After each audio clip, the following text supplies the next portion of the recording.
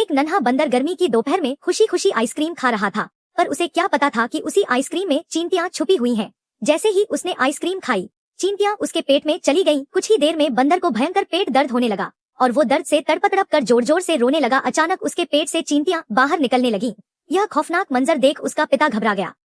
वह दौड़ता हुआ आया, अपने बच्चे को गोद में उठाया और फौरन हॉस्पिटल की ओर भागा। अस्पताल में डॉक्टरों ने बिना समय गंवाए उसे स्ट्रेचर पर ले जाकर इमरजेंसी रूम में एडमिट कर लिया। बाहर बाप फूट फूट कर रोता रहा। अंदर डॉक्टरों ने ऑपरेशन शुरू किया। कई घंटे की मेहनत के बाद ऑपरेशन सफल रहा और बंदर का बच्चा ठीक हो गया। सबकी जान में जान आई, लेकिन अफसोस, किसी ने भी उस प्यारे बच्चे के लिए एक लाइक और सब्सक्राइब तक नहीं किया।